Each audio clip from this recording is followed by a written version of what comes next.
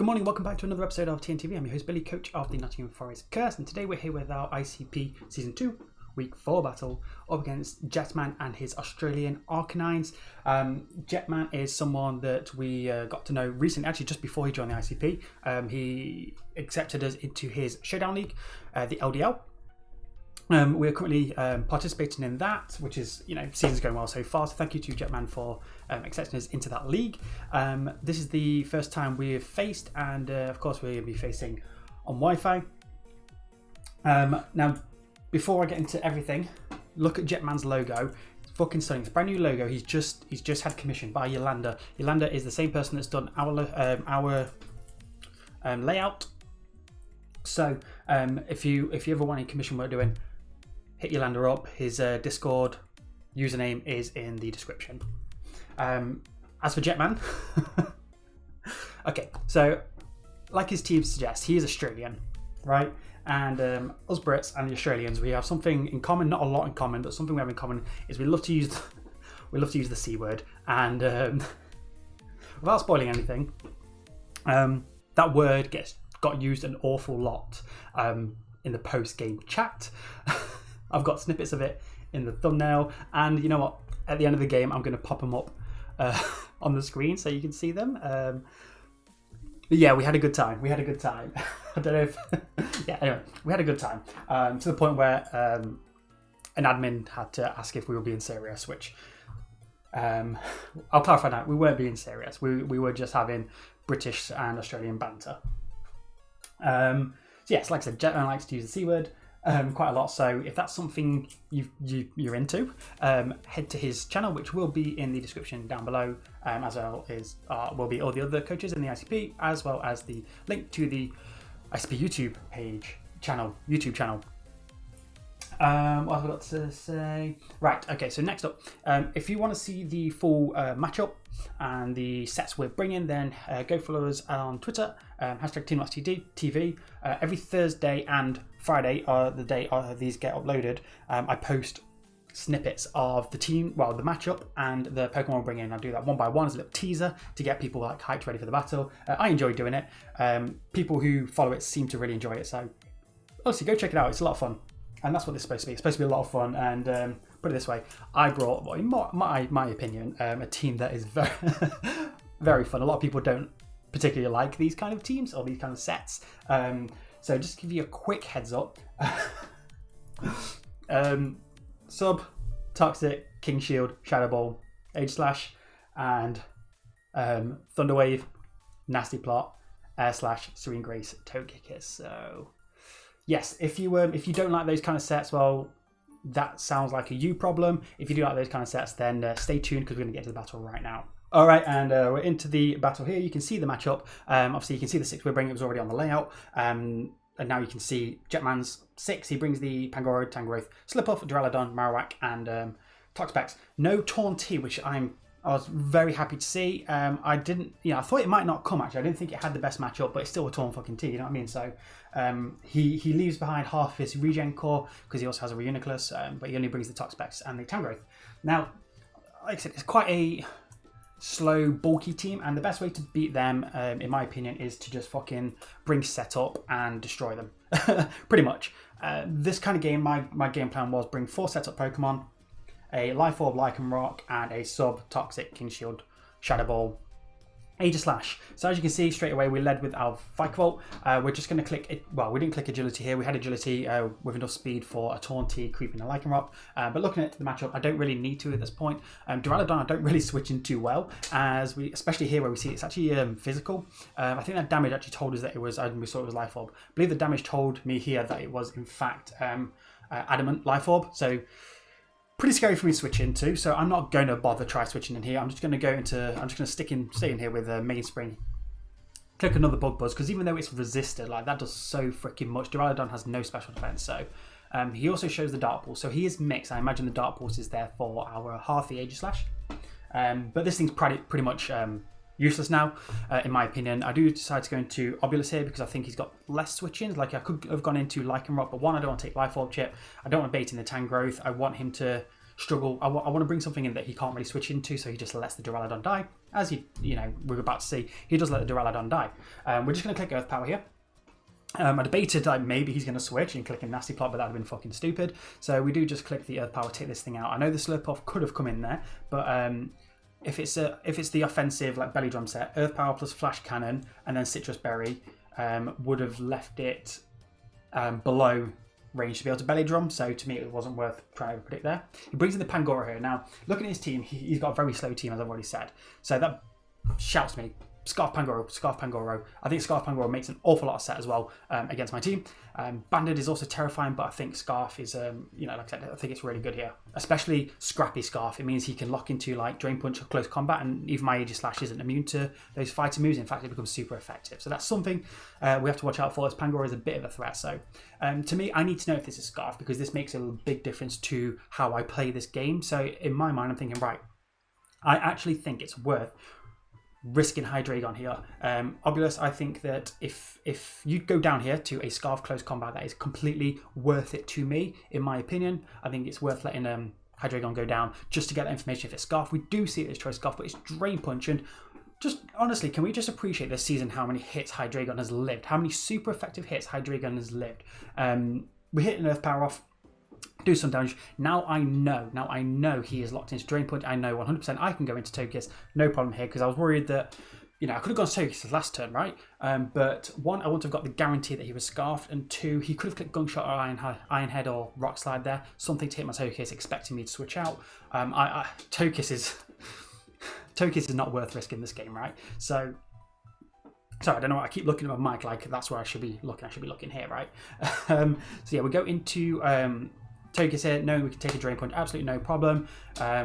We have leftovers, so we're going to get whatever damage this Pangoro is going to do to us with a Drain Punch, we're going to get that back with Togekiss, thanks to our leftovers. Now, why am I running leftovers? Why aren't I running heavy duty boots on Togekiss? Because, it's such a common item, right? You run heavy duty boots on Togekiss. Look, boots are made for walking. Togekiss has no legs, right? So Togekiss shouldn't be wearing boots.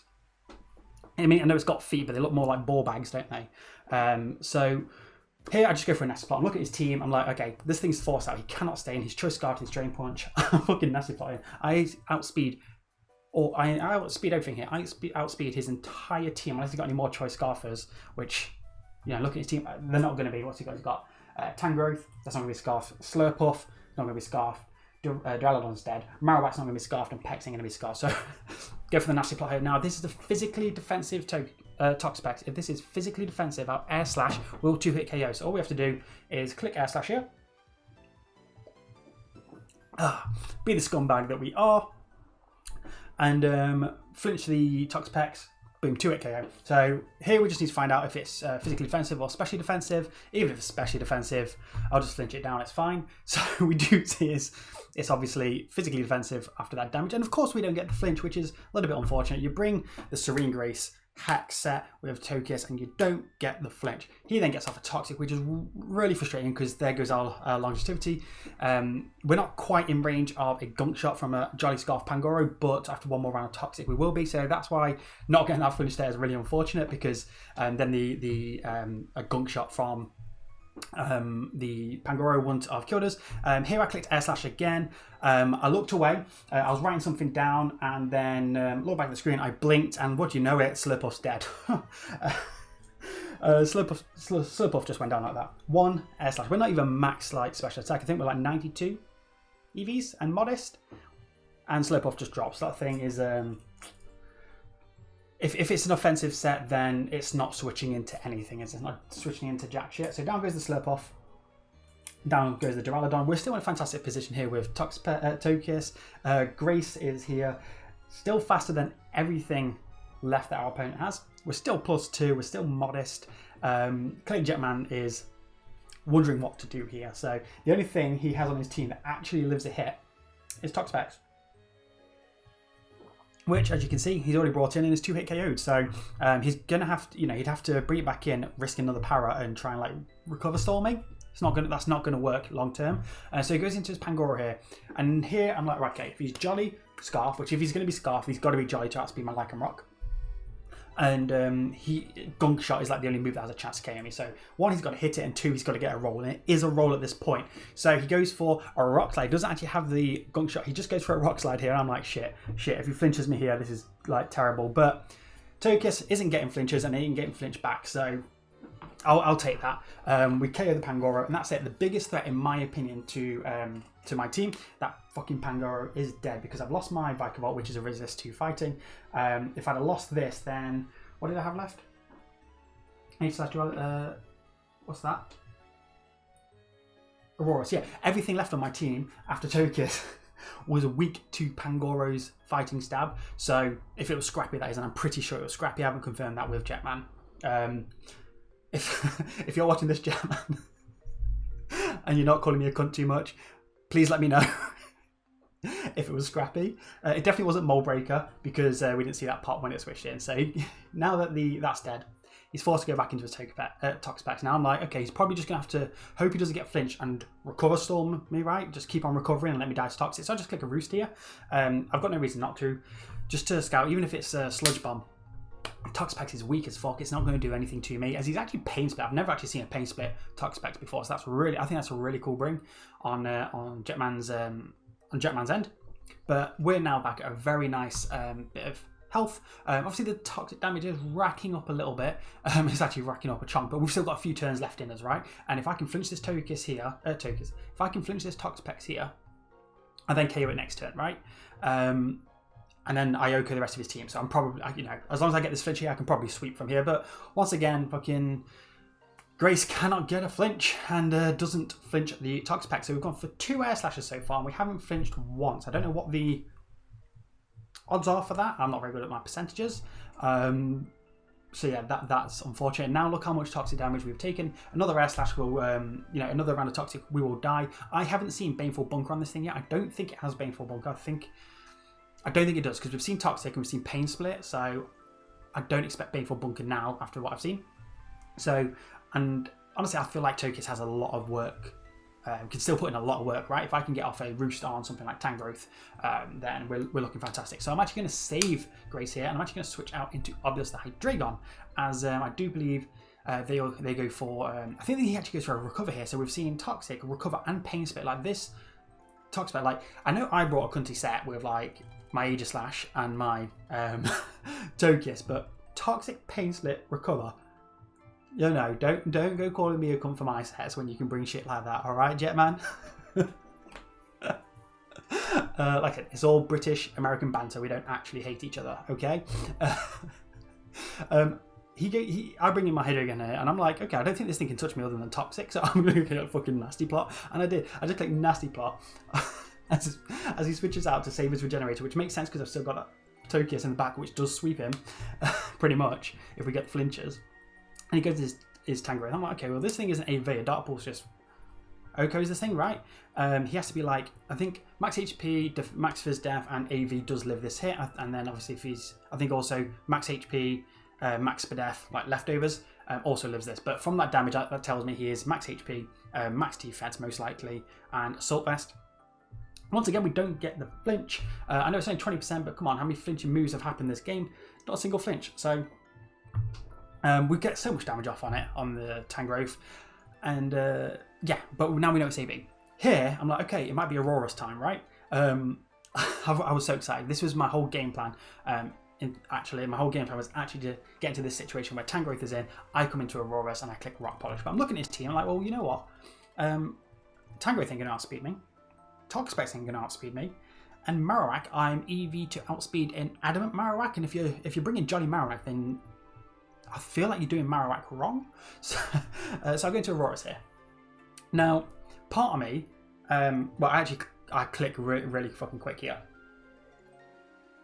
As soon as I click the move here, I'm thinking, you know what? I should have, as soon as I click Blizzard, I realised I should have clicked Meteor Beam there, because he's obviously going to switch, I reckon. And even if he doesn't switch, a Meteor Beam will KO this thing. I'll then be at +1. I'll be able to 2-hit KO the Toxapex, and I'll be able to OHKO the Marowak.